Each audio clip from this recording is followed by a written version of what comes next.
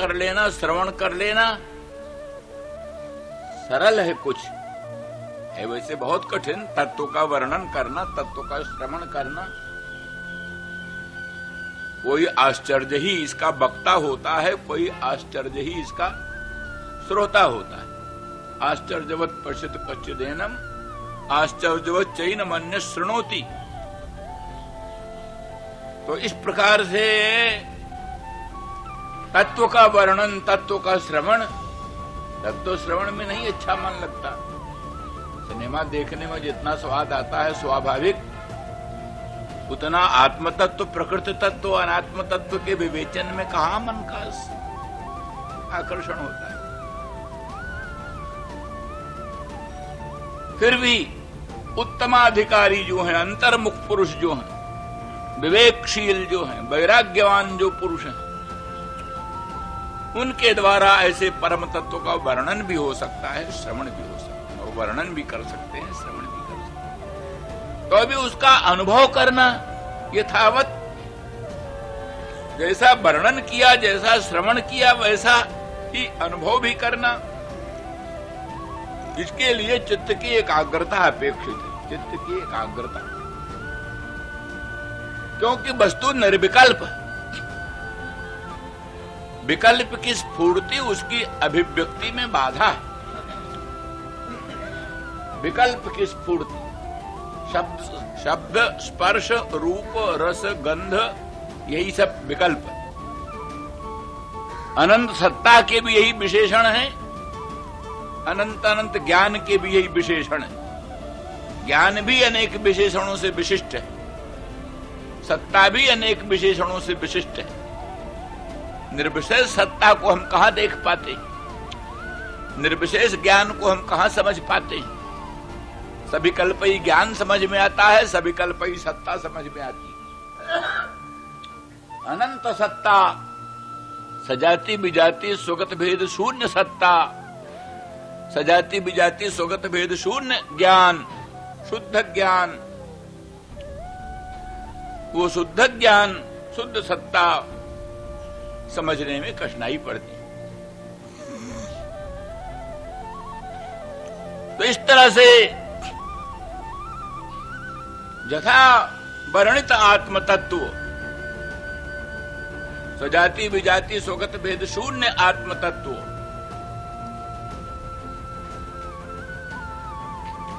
नाना प्रकार के विशेषणों और विकल्पों से, विशेषणों और विकल्पों से रहित सत्ता, विशेषणों और विकल्पों से रहित ज्ञान, अखंड ज्ञान, शुद्ध सत्ता, ज्ञानाभिन्न सत्ता और सदभिन्न अखंड ज्ञान, ऐसी वस्तु की अनुभूति में कठिनाई पड़ती। उसी को अनुभव कराने के लिए और अनेक प्रकार हैं। उन प्रकारों में कपिल देव जी ने भगवान के सगुण साकार सच्चिदानंद घन रूप का वर्णन किया। श्रीमन नारायण भगवान विष्णु के मंगलमय सगुण सच्चिदानंद घन साकार रूप का वर्णन किया। संचिंतयेद भगवतश्चरणारविंदम वज्रांकुशध्वज सरोरुहलांछनाढ्यम उत्तुंग रक्त बिलसन नख चक्रबाल ज्योत्स्नाभिराहत राहत महत हृदयांधकारम इत्यादि रूप से भगवान के पादारविंद का वर्णन किया। पादारविंद के नखमण चंद्रिका का वर्णन किया, उसके दिव्य प्रखर प्रकाश का वर्णन किया। इसी प्रकार से भगवान के अंग प्रत्यंग का वर्णन, मुखचंद्र का वर्णन, दामिनी द्युत बिनिंदक पीतांबर का वर्णन, अनंतानंत भूषण वसन अलंकारों का वर्णन और भगवान के दिव्य कल्याण गुण गणों का वर्णन, ये सब विस्तार से किया, लगभग 18-19 श्लोक। तो वहां फिर बतलाया कि इस स्वरूप का ध्यान करते करते, इसी स्वरूप का चिंतन करते करते, भगवान के मधुर मनोहर मंगलमय मुख चंद्र का चिंतन करते करते, पादारविंद के नखमण चंद्रिका का चिंतन करते करते उनके दिव्य स्वरूप का ध्यान करते करते स्मरण हो, स्मरण के बाद उसी में प्रत्येकतानता हो, प्रत्यय एकतान हो, ज्ञान की धारा अखंड धारा चल पड़े। माने विजातीय प्रत्ययानंतरित सजातीय प्रत्यय का प्रवाह चल पड़े। बीच में घट भी आ जाता है, पट भी आ जाता है, प्रपंच भी आ जाता है और दुनिया आ जाती है, वो सब न हो। विजातीय प्रत्यय से अनंतरित माने अव्यवहित विजातीय प्रत्यय बीच में न हो। शुद्ध सजातीय प्रत्यय केवल भगवान का ही मुखचंद्र, भगवान की ही पादार बिंद की नखमण चंद्रिका, भगवान का ही दिव्य मंगलमय रूप वही प्रतिक्षण प्रस्फुरित हो अंतःकरण में, दूसरी कोई वस्तु व्यवधायक ना आए। यही ध्यान। वो ध्यान होते होते, ध्यान चलाते चलाते कहते हैं वो स्मृति, स्मृति के बाद, स्मरण के बाद, स्मरण से अनुराग पैदा होगा, उत्कंठा पैदा होगी, अनुराग पैदा होगा, उत्कंठा पैदा होगी। और फिर ये जो प्रेम प्रसर विह्वलता, तो यहां प्रेम के प्रसार से अंतःकरण की विह्वलता हो गई, विह्वलता। उस विह्वलता में सब काम धाम बंद। विह्वल माने शिथिल हो, इंद्रियां शिथिल, मन शिथिल, बुद्धि शिथिल, अहंकार शिथिल। आमतौर पर होता है शरीर शिथिल हो जाता है पर मन नहीं शिथिल हो। शरीर आलस्य करता है कुछ करने को कभी, पर मन भूतनाथ अपना अखंड दौड़ लगाते रहते। पर उस प्रेम के प्रवाह में मन भी शिथिल होता है, मन में भी शिथिलता आ जाती है। प्रेम का प्रसर होता है, प्रेम का विस्तार होता है। तो अनुराग विशेष के उद्रेक से, उत्कंठा विशेष के उद्रेक से, प्रेम का प्रसार होने से विह्वलता होती है। विह्वलता का स्वरूप यही इंद्रिय शैथिल्य, मनस शैथिल्य, बुद्धि शैथिल्य। तो कहते उस शैथिल्य का रूप ये होगा कि मन में जो तत्त वस्तुओं के ग्रहण की सामर्थ्य, वो सामर्थ्य रुक जाए। मन में ग्रहण की सामर्थ्य है, इस वस्तु को ग्रहण करे, इस वस्तु को ग्रहण करे, इस वस्तु को ग्रहण करे।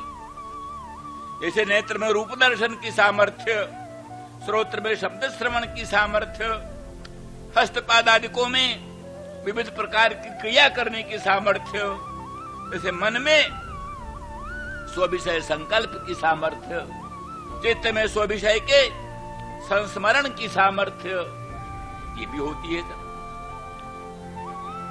लेकिन ये होते होते जहां प्रेम प्रसर का प्राखर्ज हुआ, प्रेम का जहां विस्तार हुआ, प्रेम के विस्तार से विह्वलता हो जाने के अनंतर बुद्धि में, चित्त में, मन में शिथिलता आ जाती। शिथिलता आ जाने पर जिस वस्तु का ध्यान कर रहा है मन, ध्यान के समय इतर सब वस्तुओं को छोड़कर केवल एक ध्येय का ध्यान कर, माने विजातीय प्रत्ययानंतरित सजातीय प्रत्यय का खंड प्रवाह चला रहा है। विजातीय प्रत्यय का तो त्याग हो ही चुका है।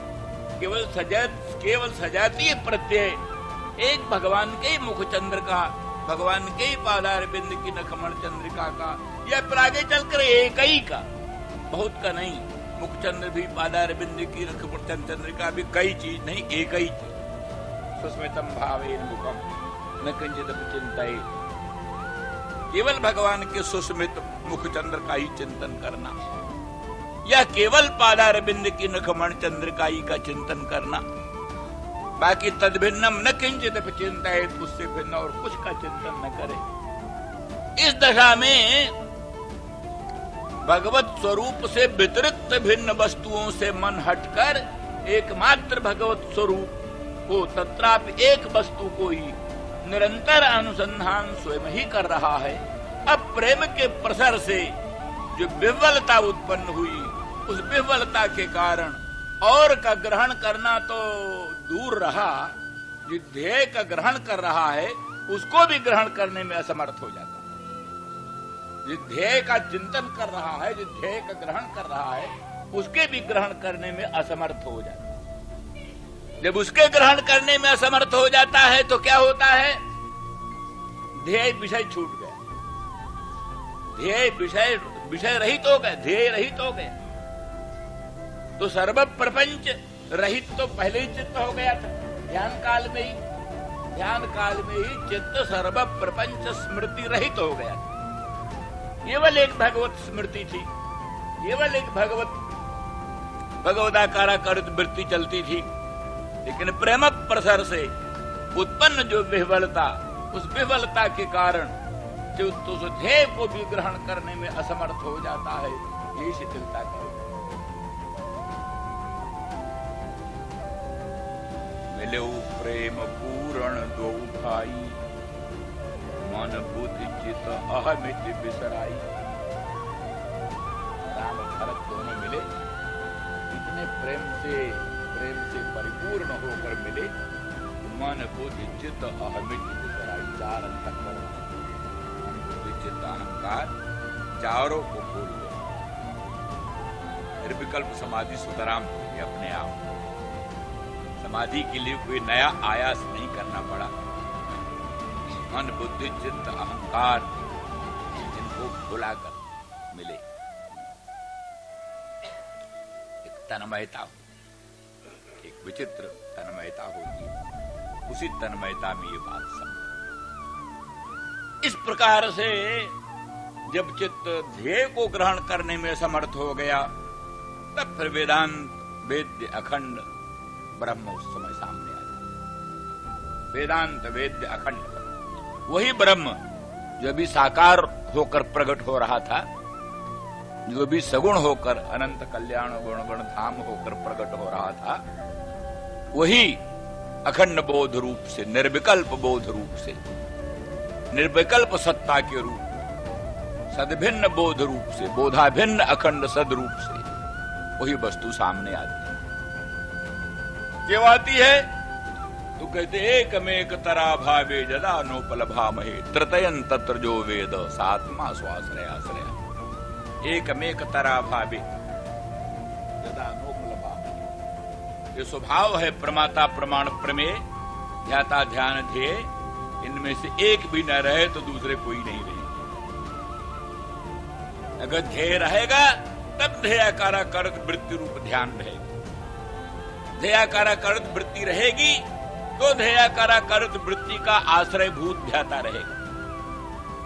ध्याता रहेगा तब ध्याता के आश्रित ध्येयाकारा करत वृत्ति रूप ध्यान रहेगा।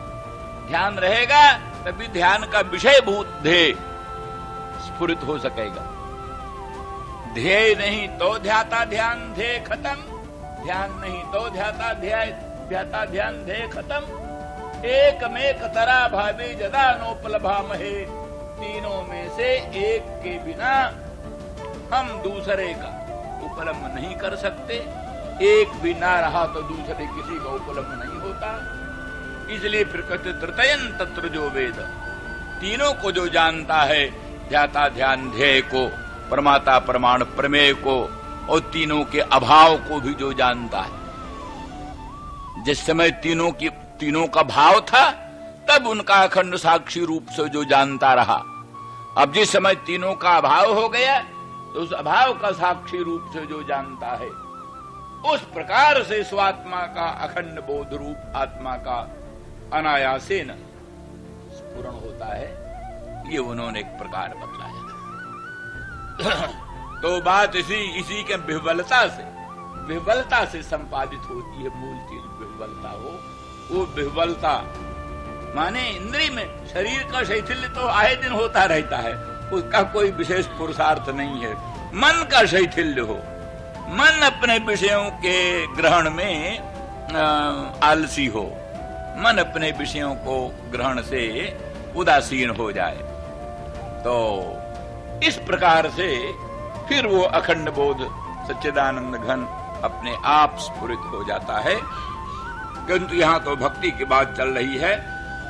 मूल ये है कि नंद जी की बड़ी उत्कृष्ट दशा, प्रेम प्रसर विह्वलता, ये भक्तों के यहां पुरुषार्थ है, किसी पुरुषार्थ का साधन नहीं। इसके द्वारा कोई ब्रह्म साक्षात्कार होगा, ये सब वो नहीं चाहते। उनके यहां तो ये प्रेम प्रसर विह्वलता जो है, यही परम पुरुषार्थ है, यही सर्वोत्कृष्ट है। इसीलिए वो भगवत ध्यान जो है वो कुछ लोगों के लिए है न किंचित चिंतित पुरुषार्थ, कुछ चिंतन न करे। लेकिन भक्त उसको नहीं पसंद करता। भक्त भगवत स्वरूप की विस्मृति या भगवत स्वरूप का अननुसंधान, भगवत स्वरूप का अनुसंधान ना होना, इसको वो पुरुषार्थ नहीं मानता। वो तो भगवत स्वरूप का अनुसंधान सदा बना रहे, उस अनुसंधान में कभी बाधा न पड़े।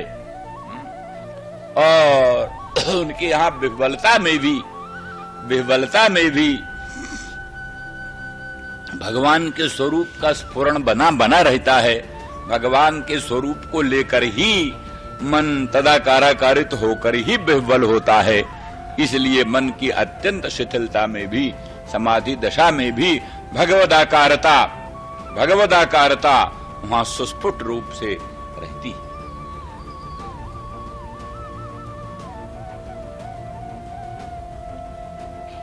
इस प्रकार से इति संस्मृत्यो नंद कृष्णानुरक्तधीः अत्युत्कंठो भवत्तूष्णीं प्रेम प्रसर विह्वलः। भक्तों की जो ऊंची से ऊंची दशा है वो नंद बाबा को प्राप्त है। और नंद रानी की बात क्या हुई, यशोदा की क्या बात हुई? कहा उसकी दशा तो अवर्णनीय है। नंद जी की दशा को तो कथनचित वर्णन किया और नंद जी को थोड़ा बोले भी। नंद रानी तो बोल ही नहीं सकी, कुछ बोल नहीं सकी। सूरदास जी आदिकों ने तो बुलाया है, कुछ कहलाया है। पर श्रीमद् भागवत की दृष्टि से यशोदा वर्णमानानि पुत्रस्य चरितानि च। नंदरानी यशोदा पुत्र, अपने पुत्र, वो भगवान नहीं जानती, ब्रह्म नहीं जानती। मदन मोहन, श्याम सुंदर, उनका कन्हैया, उनका कृष्ण। कृष्ण ने यही कहलाया है उद्धव, मां से कहना यहां मुझे कोई कन्हैया कहने वाला नहीं, मथुरा में मुझे कोई कन्हैया कहने वाला नहीं, यहां कोई मेरे को मक्खन रोटी देने वाला नहीं। मां मैं बहुत जल्दी आऊंगा, शीघ्र आऊंगा। तो यशोदा वर्णमानानि पुत्रस्य चरितानि च, अपने पुत्र श्री कृष्ण के मधुर मनोहर सुंदर चरित्र को जो वर्णमान है, जिसको उद्धव जी वर्णन कर रहे हैं या श्री नंद बाबा जिसका वर्णन कर रहे हैं, तो नंद बाबा द्वारा, उद्धव द्वारा जो वर्णमान पुत्र के चरित्र हैं, उन्हीं चरित्रों को शृण्वन्ति सुन रही। शृण्वन्ति अश्रूणि अवास्राक्षी, आंसू डाल रही। अश्रूणि, बहुत आंसू डाल रही। इतना आंसू डाल रही उसके वस्त्र भीग गए, उसके वस्त्र भीग गए। शृण्वन्ति अश्रूणि अवास्राक्षी। और स्नेह स्मृत पयोधरा, स्नेह के द्वारा उसके थनों से दूध निकलने लगा। नंदरानी ब्रजेंद्र गेहिनी अपने लाडले लाल श्याम सुंदर मदन मोहन ब्रजेंद्र नंदन का स्मरण करती हुई अत्यंत स्नेह से व्याकुलित होती है और उसके स्तनों में दूध आ गया, दूध की धारा। स्नेह स्नुत पयोधर, स्नेह के द्वारा स्नुत है पयोधर जिसके।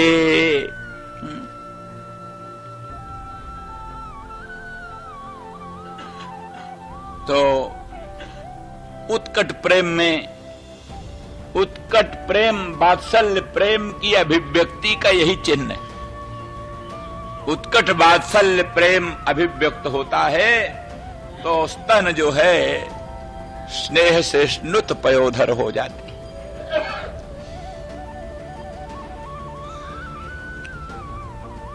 और अश्रूणि अवास्राक्षी,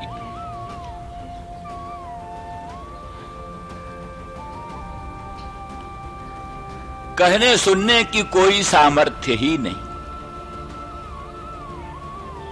नंद बाबा ने तो कुछ कह दिया, कुछ भगवान कृष्ण की लीलाओं का, कृष्ण के गुणों का, कृष्ण के स्वरूप का कुछ वर्णन किया।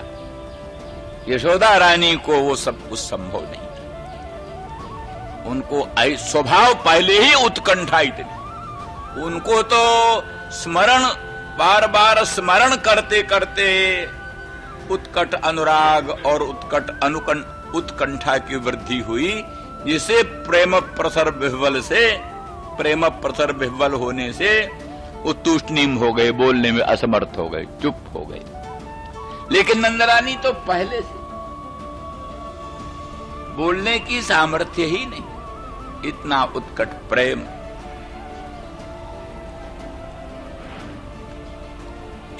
माता में प्रेम होता ही है स्वभाव से, पिता की अपेक्षा माता में प्रेम अत्यधिक होता है।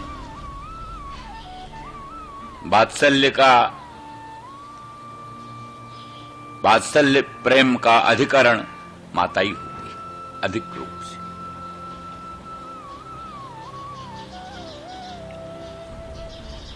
यशोदा वर्णमानानि पुत्रस्य चरितानि च शृण्वन्ति श्रूणवास्राक्षीत स्नेह स्नुत पयोधरा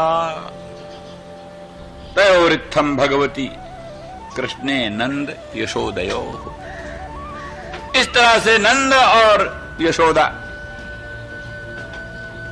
दोनों का भगवान कृष्ण में अद्भुत अनुराग उद्धव जी ने देखा, सुन रखा था पहले भी, मथुरा में भी सुन रखा था नंद का लोकोत्तर प्रेम, यशोदा रानी का उत्कट अनुराग सुन रखा था।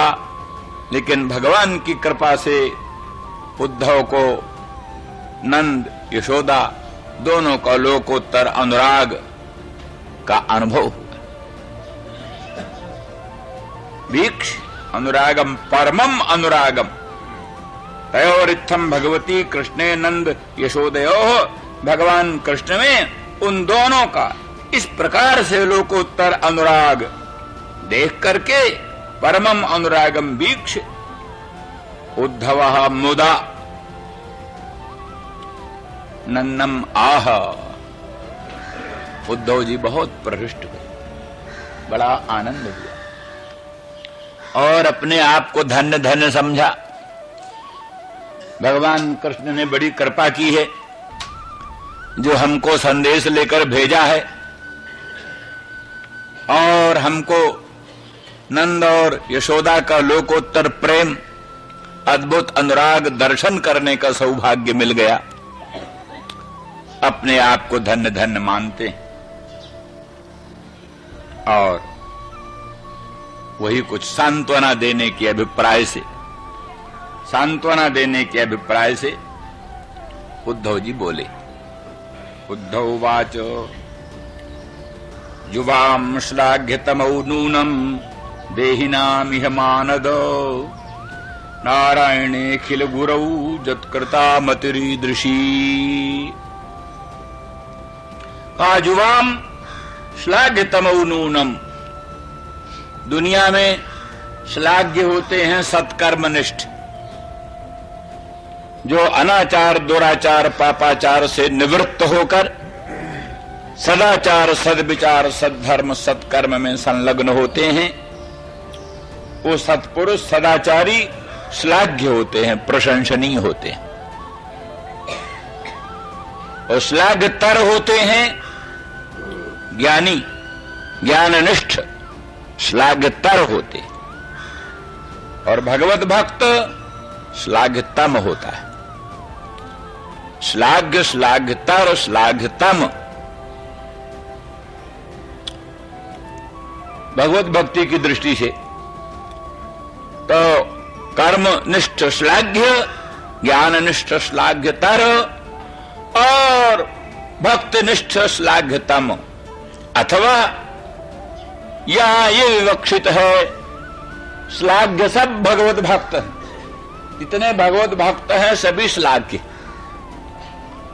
तो सब श्लाघ्यों से श्लाघ्यतर हैं वसुदेव देवकी।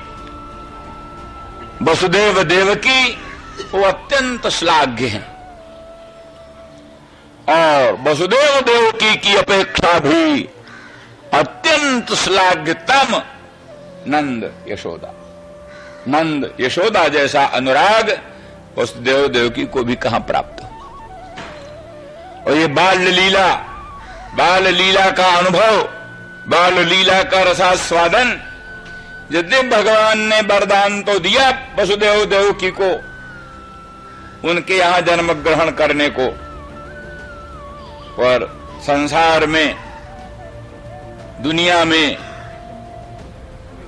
बाल पुत्र का जो रसास्वाद है वो फिर कहां सयाने पुत्र में वो कहां स्वाद रहता है। सयाना पुत्र जो हो जाता है उसमें वो सब लाड़ प्यार चाव नहीं रहता। बाल्यावस्था ये बड़े महत्व की है। इसलिए कहते स्वर्ग में यही नहीं है। स्वर्ग में बाल चापल्य, बालों का मधुर कलरव भाषण, वो सब स्वर्ग में नहीं। इसीलिए लोग कहते स्वर्ग में फिर क्या, ये सब स्वर्ग में नहीं तो क्या। तो इस प्रकार से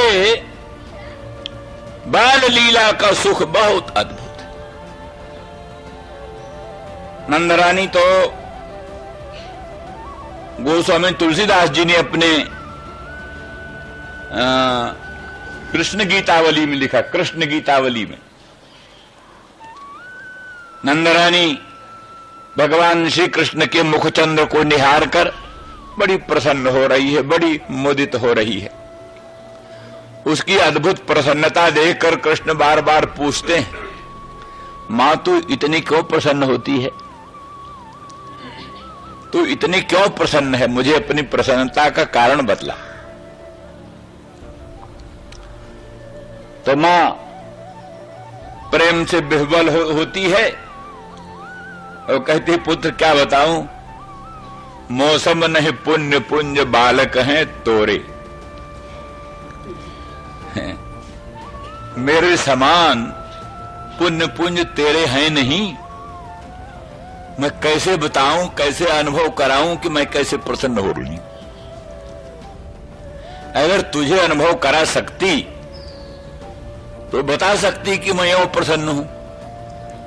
तेरे मुखचंद्र के दर्शन से जो लोग उत्तर सुख मुझे होता है, वो सुख भला कैसे तुझे कैसे होगा।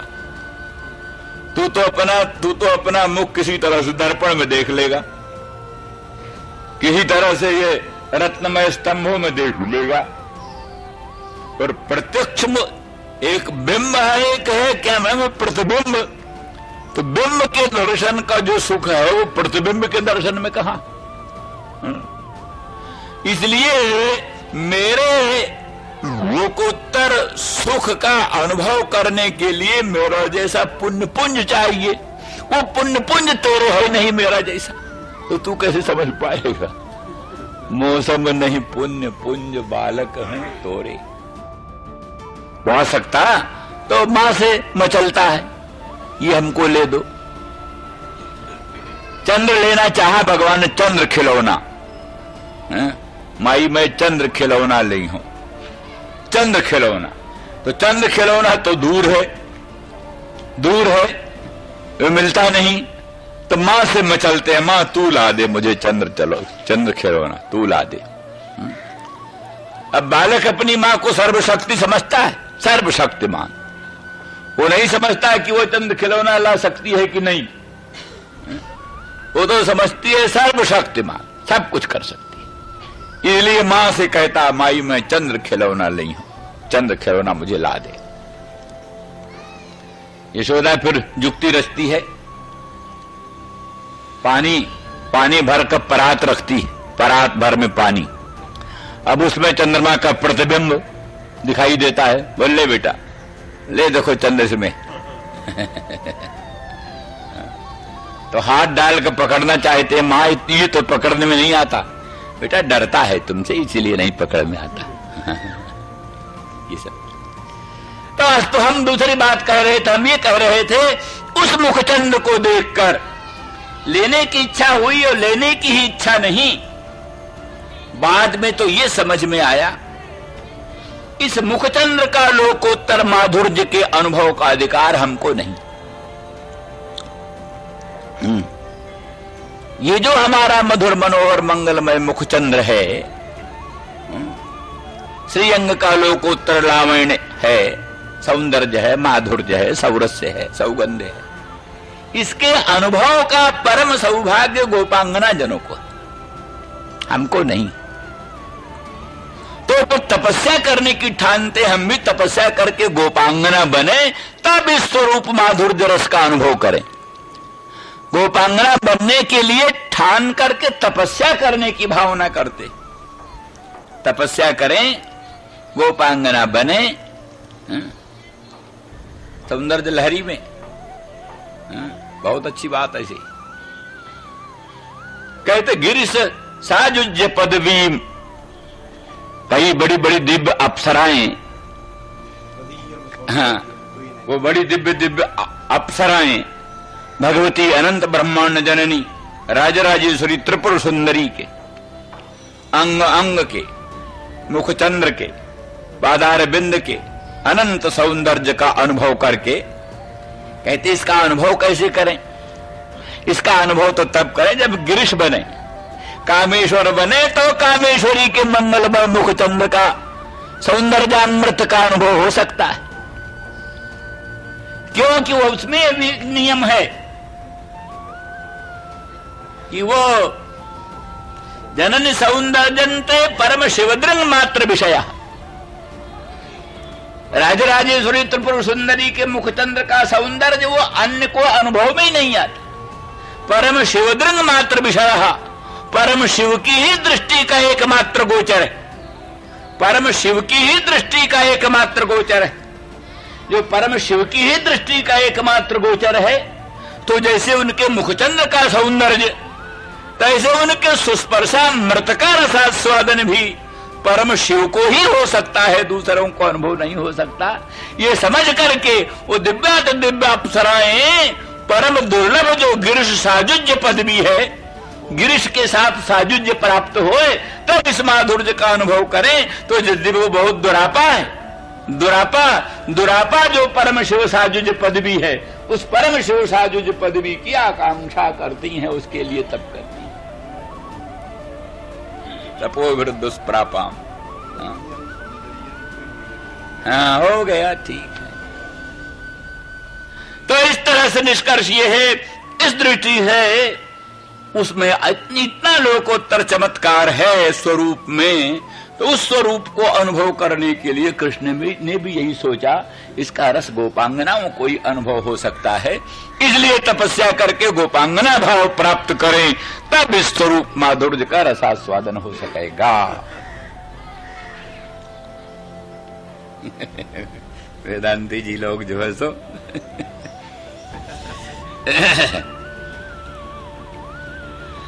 तो जुवाम श्लाघ्यतमो नूनम, इसलिए ये स्थिति जो आनंद यशोदा को अनुभूत हुई, वो सचमुच कृष्ण को भी नहीं अनुभूत हो सकती, और किसी को तो अनुभूत ही क्या होगी, कृष्ण को भी अनुभूत नहीं हो सकती। वसुदेव देवकी को भी वो माधुर्य, वो रसास्वादन हुआ नहीं। इसलिए कहते हैं जितने भी हैं उनमें भी कहते हैं ब्रजवासी पर्यंत एक दूसरी भी दृष्टि है। कहते ब्रजवासी पर्यंत अंतिम स्थिति ब्रजवासियों की, वसुदेव देवकी से भी अत्यधिक प्रेम ब्रजवासियों का। तो ब्रजवासी पर्यंत जितने भर भी भक्त हैं भगवान के, तेषाम सर्वेषाम अपि मध्ये श्लाघ्यतमौ युवाम, आप दोनों श्लाघ्यतम, आपकी श्लाघा, आपकी प्रशंसा कौन कर सकता है। युवाम श्लाघ्यतमौ नूनम देहिनामिह मानदो, संपूर्ण प्राणी जितने प्राणी हैं देही, देही जितने प्राणी हैं देहधारी, सब देहधारियों में आप दोनों श्लाघतम, इतनी श्लाघा इतनी प्रशंसा किसी की नहीं जा सकती। युवाम श्लाघ्यतमौ नूनम, सचमुच भगवान अनंत ब्रह्मांड नायक परमात्मा गोलोक धाम को छोड़कर अपने अखंड अनंत निर्विकार परम पावन निर्विशेष रूप को भी तिरोहित करके सगुण साकार सच्चिदानंद घन रूप में प्रकट हो भक्तों के अनुभव के गोचर हुए, अनुरागियों के परम अनुराग के गोचर हुए, और वो जो ममता, जो स्नेह, जो एक लोकोत्तर मदीयत्वाभिमान, वात्सल्य की उत्कट भावना नंद यशोदा में थी, और किसमें हो सकती है। और वो एक स्थिति है विचित्र, जो भाव गोपांगनाओं को स्फुरित होते हैं, जो भाव अनुरागिणी गोप सीमंतनी जनों को भासित होते हैं, या उनके संग में जो भावनाएं कृष्ण में आविर्भूत होती हैं, उन सब को अपने वात्सल्य भाव में रंग करके ही यशोदा देखती है। यशोदा उन सब भावों को अपने रंग में देखती है। जैसे कभी राधा रानी वृषभानुनंदिनी और श्याम सुंदर श्री कृष्णचंद्र दोनों प्रेम से मिले, और मिलने में दोनों के कपड़े बदल गए। वृषभानुनंदिनी का नीलांबर लेकर कृष्ण चले आए, और कृष्ण का पीतांबर लेकर के वृषभानुनंदिनी चली गई। मैया ने पूछा, बेटा ये कैसा तेरा? कहा, माँ वो जमुना की काली भूमि है, वहां बैठते बैठते ये काला हो गया। हाँ लाला, ठीक है ठीक है। वो दूसरी कोई भावना ही भाषित नहीं होती। हाँ वही बता, हाँ ठीक लाला, ठीक लाला। तो वो वात्सल्य भाव की महिमा, वहां दूसरी भावनाओं की स्फूर्ति कभी होती नहीं। तो इसी प्रकार से और भी विभिन्न प्रकार के श्रृंगार की भावनाएं, श्रृंगार के चिन्ह जो अंकित होते हैं मुखारबिंद में, नयनों में, या और भिन्न भिन्न रूप में, तो जैसा उसको बता देते हैं, और भोली भाली माँ वैसे ही मान लेते हैं। हाँ बेटा, हाँ लाला ठीक है। हाँ। तो युवाम श्लाघितमौ नूनम देहिनामिह मानदो। मानदो, मानदो माने आप दोनों मान देने वाले हो। विविध प्रकार का मान दिया। नियम है अमानी मानदो मान्य। अमानी जो होता है वही दूसरों को मान देता है। मानी काहे को मान देगा? जो मानी है वो दूसरों का सम्मान करना जानता ही नहीं, अपने मान ढूंढता रहता है सब जगह। अमानी मानदा, और जो मानदा होता है वही वास्तव में मान्य होता है। जो अमानी होता है वही मान देता है, और जो मान देता है वही दुनिया में मान्य होता है। मानी मान्य कहां होता है? स्वयं मानी मान्य कहां होता? अपने मन में भले मान्य बना रहे, दुनिया मान्य नहीं मानती। तो भगवान में ये सब तीनों नाम भगवान के, अमानी भगवान का नाम, और मानदह भगवान का नाम, और मान्यो भगवान, मान्य भगवान का नाम। भगवान ही अमानी है, भगवान ही मानद है, और भगवान ही मान्य। तो परम उत्कृष्ट कोटि का अनुराग होते हुए भी नंदराय अपने को बहुत छोटा समझते हैं, अपने को भाग्यहीन समझते हैं। मथुरा वासियों को भाग्यवान मानते हैं, धन्य धन्य मानते हैं। उनको भगवान श्याम सुंदर श्री कृष्ण का दर्शन हो रहा है। श्री कृष्ण के परम कृपा के भाजन, इसलिए नारायण के समान उद्धव का सम्मान किया। ऐसे अपने इष्ट देवता नारायण का सम्मान करते हैं नंद जी, उसी प्रकार से उद्धव जी का परम सम्मान किया। उसी को स्मरण करते हुए उद्धव कहते मानद, हे मानद, हे मानद, मान देने वाले नंद। श्लेषण भाव ये है कि आपने जैसे और मान दिया, तैसे हमारी कुछ बात सुनने का भी अनुग्रह करेंगे। हम जो कुछ भी कहेंगे श्री कृष्ण का संदेश, कृष्ण का संदेश, कृष्ण जी ने, तुम्हारे लाडेले लाल कृष्ण ने जो तुमको संदेश कहा, वो संदेश कहेंगे, उनको आप सुनने की भी कृपा करें, वो भी मान ही होगा। किसी के वाक्य को सुनना भी उसका सम्मान है। जो दूसरों की बात सुनना नहीं चाहता, ऐसे सम्मान देता। इसलिए ये हमारी, क्योंकि असल में तो आपको हमारी कुछ बात सुनने की अपेक्षा नहीं, परम कृतार्थ। ये ऐसा लोकोत्तर प्रेम पाने वाला परम कृतार्थ है। वो आप्त काम पूर्ण काम आत्मा राम परम निष्काम है, समझो। इसको इतना अद्भुत श्री कृष्ण प्रेम है, प्रेम प्रसर्व बल जो है, जिसके मन में स्मरण की अखंड संतति चलती है, जिसके मन में अनुराग की अखंड धारा चलती है, जिसके मन में उत्कंठा की अखंड धारा चलती है, वो परम कृतार्थ है, तृप्त है, बीतराग है, सब कुछ है। वो किसी की बात सुन ले, उसका अनुग्रह ही समझो। और वास्तव में बात यही थी, नंद तो इतने अंतर्मुख थे श्री कृष्ण प्रेम में विह्वल, इतने अंतर्मुख कि बहिर्जगत का भान ही नहीं होता था, बहिर्जगत का भान ही नहीं होता था। वो तो जैसे तन सब प्रपंच मधिरूढ़ समान समाधि योग स्वाप्नम पुनर्न भजते वाली बात होती है। मदिरा मदांध जैसे अपने शरीर के पड़े हुए कपड़ों को जानता नहीं, गिर गया कपड़ा की शरीर में संलग्न है कपड़ा, मदिरा मदांध को जैसे इसका स्मरण नहीं होता, ऐसे जोगींद्र मुनीन्द्र अमलात्मा परमहंस तत्वदर्शी विज्ञान संपन्न अजर अमर अनंत अखंड स्वप्रकाश ब्रह्मात्म स्वरूप का अनुभव करके शरीर को भूल जाता है, मदिरा मदांध की तरह शरीर को भूल जाता है।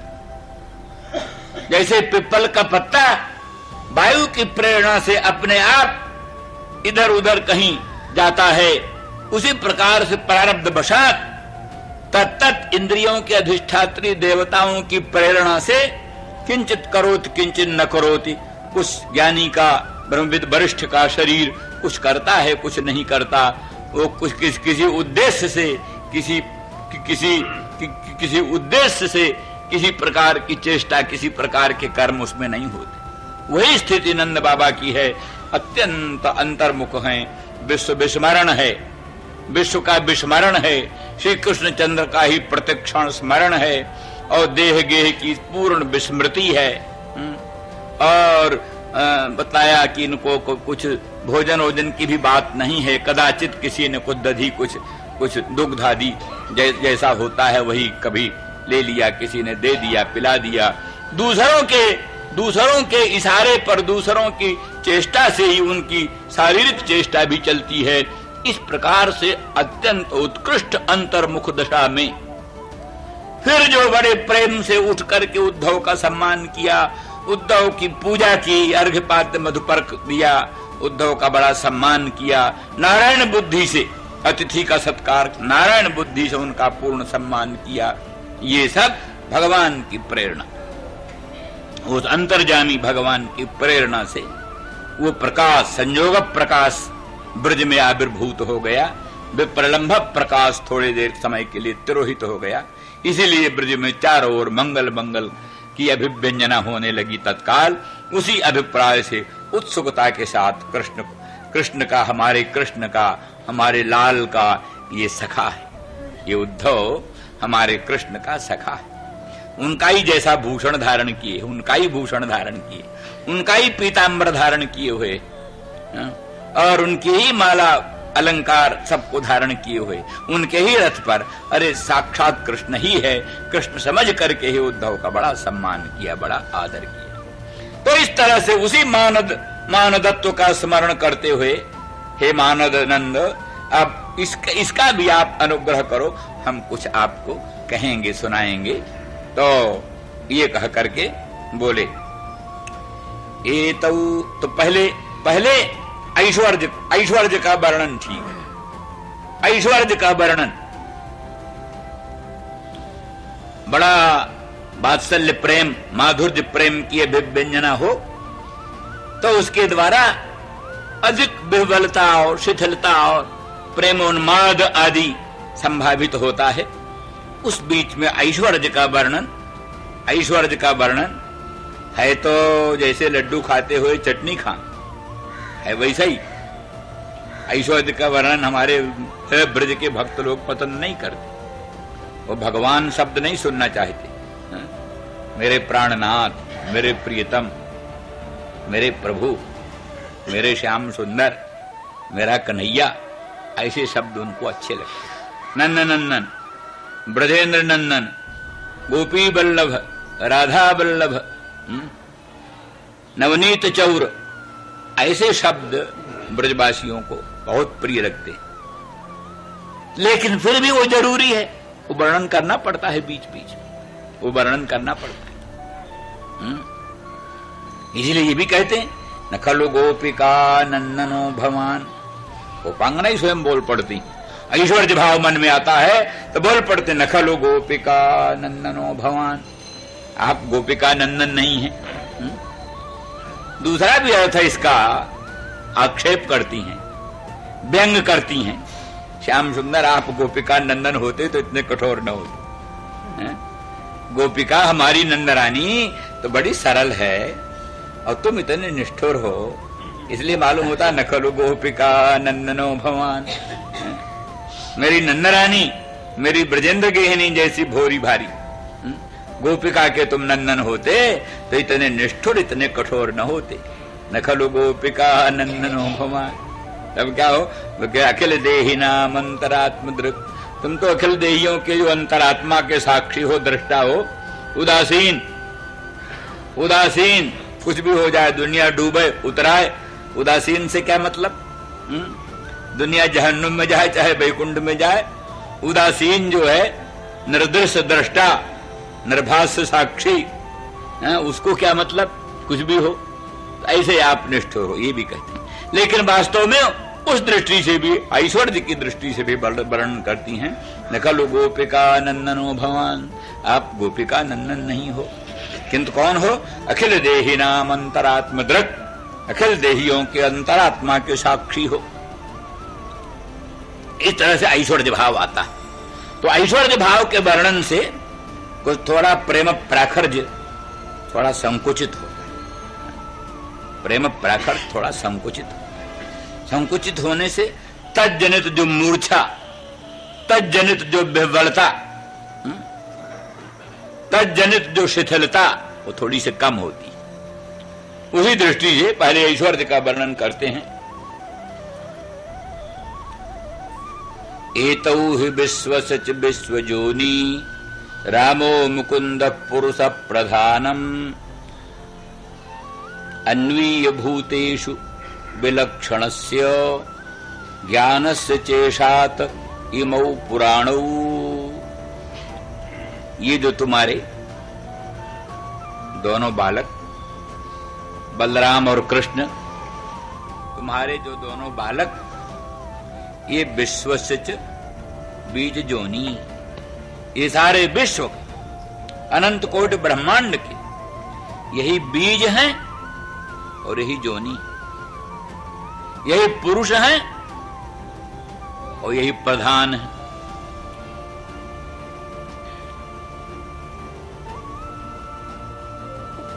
तासाम ब्रह्म महज्जोनि अहम बीज प्रदः पिता। सर्वभूतेषु कौन्तेय मूर्तयः सम्भवन्ति जा। सभी भूतों में, सभी प्राणियों में इतनी मूर्तियां उत्पन्न होती, तत्त विशिष्ट आकारवान प्राणी उत्पन्न होते हैं। सर्वभूतेषु कौन्तेय मूर्तयः सम्भवन्ति जाः। सब प्राणियों में जितनी मूर्तियां पैदा होती हैं, मनुष्य मूर्ति, पशु मूर्ति, मयूर मूर्ति, हंस मूर्ति, शुक मूर्ति, पिक मूर्ति, पिपीलिका मूर्ति, जितने भर भी संपूर्ण भूतों में जितनी मूर्तियां हैं, उन सभी मूर्तियों का निर्माण कैसे हुआ?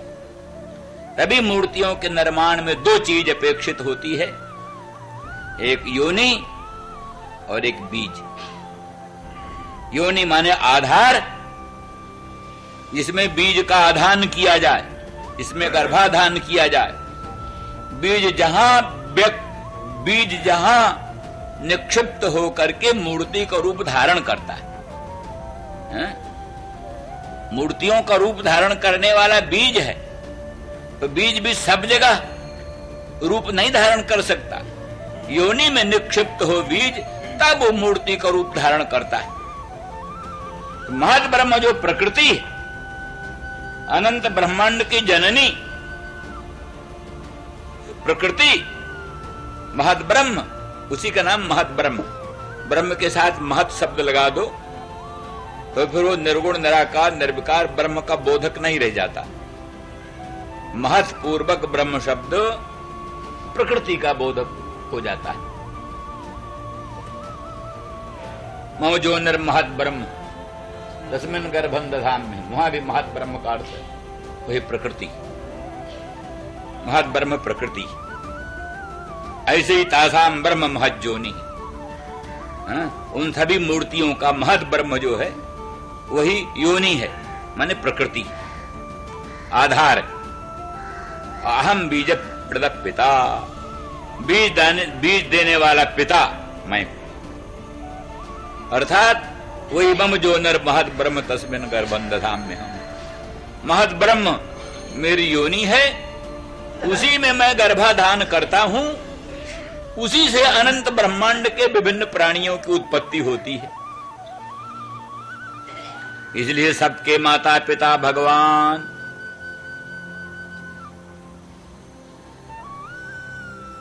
और ये भी दोनों क्या है? ये वस्तु एक ही है, कृष्ण एक ही पर ब्रह्म, वही दो रूप में प्रकट होता है,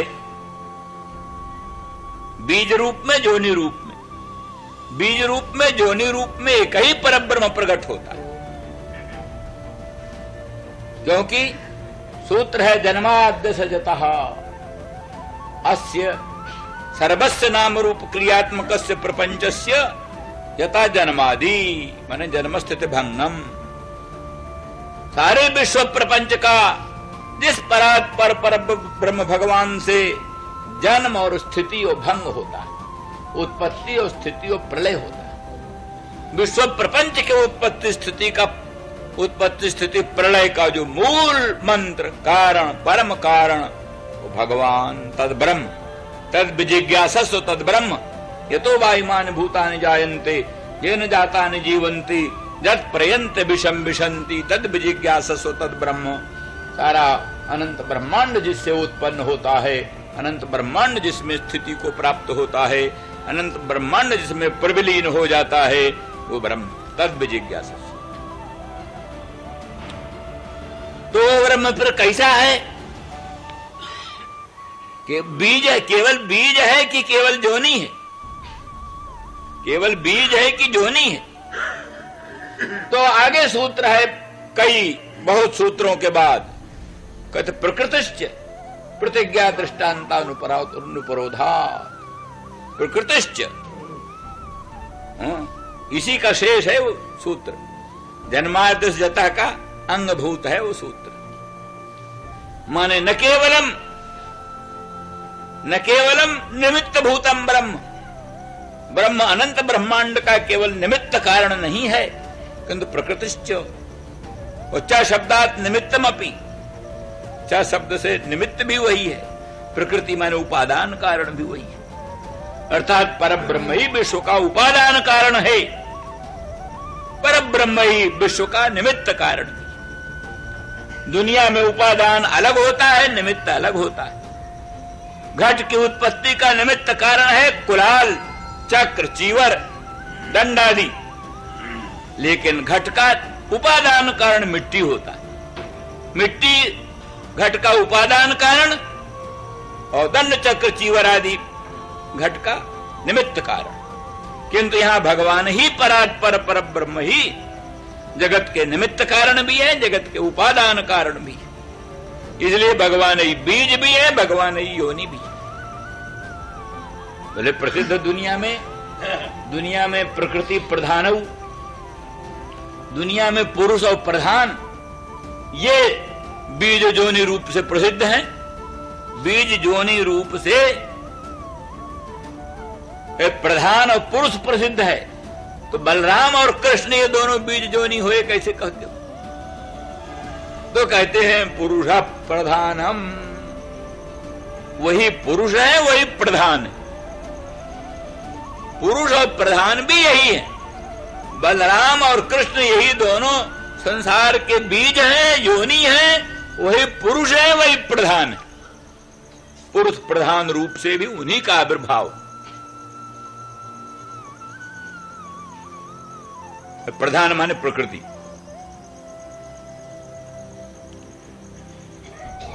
पुरुष सुख क्या है? कार्य कारण कर्तृत्व हेतु प्रकृतिरुच्यते। पुरुष सुख दुखानां भोक्तृत्व हेतु उच्यते। इतने बड़े संसार के सुख दुख हैं, उन सबके भोक्ता रूप, भोक्ता में, भोक्तृत्व में हेतु, भोक्तृत्व में हेतु पुरुष है। क्योंकि भोक्तृत्व क्या है? भोक्तृत्व है ज्ञातृत्व, ज्ञातृत्व भोक्तृत्व, साक्षात कर्तृत्व। भोग क्या है? सुख दुख का साक्षात्कार। सुख दुख का साक्षात्कार ही भोग है। तो ये साक्षात्कार बोध रूप है। वो बोध रूप साक्षात्कार प्रकृति का धर्म नहीं, प्रकृति का धर्म नहीं, प्रकृति जड़ है।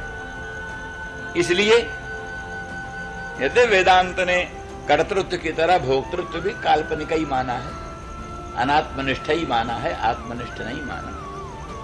ऐसे कर्तृत्व अनात्मनिष्ठ है, तैसे भोक्तृत्व भी अनात्मनिष्ठ है। तो भी इस दृष्टि से उसका जो भोक्तृत्व है, तृच का अर्थ है कर्तृत्व, वो भले अनात्मनिष्ठ हो, लेकिन भोग जो है सुख दुख साक्षात्कार रूप ज्ञान बोध, ये पुरुष ही का स्वरूप है। इसलिए सुख दुख के भोक्तृत्व में हेतु पुरुष है, और कर्तृत्व जो है कार्य कारण के निर्माण में, कार्य कारण की रचना में, उसमें परम हेतु प्रकृति। तो ये दोनों बलराम और कृष्ण दोनों एक ही तत्व हैं, एक ही तत्व दो रूप में प्रकट हो गए हैं, बलराम और कृष्ण के रूप में। तो दोनों ही बीज रूप हैं, योनि रूप हैं। अब उसमें दोनों दृष्टि है। मतलब यह है कि एक कृष्ण बलराम दोनों ही एक परब्रह्म स्वरूप हैं। उस एक परब्रह्म स्वरूप में दोनों ही है, बीजत्व, योनित्व, प्रधानत्व और पुरुषत्व। जैसा कि हमने कई बार कहा है कि जैसे बीज में अंकुरोत्पादनी शक्ति होती है, बीज में अंकुर पैदा करने की शक्ति होती है, दूध में मक्खन आविर्भूत करने की शक्ति होती है, ऐसे अनंत ब्रह्मांड नायक परात्पर पर ब्रह्म भगवान में अनंत ब्रह्मांड के उत्पादन करने की शक्ति होती है। अग्नि में जलाने की शक्ति, बीज में अंकुर पैदा करने की शक्ति, दूध में मक्खन देने की शक्ति, उसी प्रकार से परब्रह्म परमात्मा में अनंत ब्रह्मांड की उत्पादनी शक्ति, वो शक्ति है प्रधान है, बस मूल रूप है शक्ति प्रधान। जैसे शक्ति सहित ही बीज अंकुर का कारण बनता है, शक्तिहीन बीज अंकुर का कारण नहीं बनता। अब आपकी बड़ी भयंकर वर्षा हुई, वर्षा से जो बीज भीग गए, जो बीज सड़ गए, जो बीज अंकुरित हो गए, अब उनमें अंकुरोत्पादनी शक्ति नहीं रही। वो शक्तिहीन बीज अंकुर नहीं पैदा कर सकेगा। इसलिए बीज में शक्ति होती है तभी वो अंकुर पैदा कर सकता है। बन्नी में दाहिका शक्ति बनी रहे तभी वो जला सकती। मंत्र मणि द्वारा वो शक्ति अगर प्रतिरुद्ध हो जाए तो अग्नि रहने पर भी काम नहीं होता। कई टोना वोना लगाने वाले, कई भी ऐसा होता है कि कड़ाह पर अग्नि खूब कड़ाह के नीचे जल रही, कड़ाह में घी भरा, नीचे अग्नि भी जल रही, तो पूरी नहीं पक रही, पूरी नहीं पक रही। किसी ने तंत्र कर दिया, किसी ने तंत्र कर दिया, अब अग्नि में दाही कर सकती नहीं, पूरी नहीं उतर रही। फिर किसी ने आकर मंत्र किया, वो शक्ति फिर से पैदा हुई, तब फिर पूरी उतरने लगती है, नहीं तो नहीं होती। ऐसा कई बार होता है।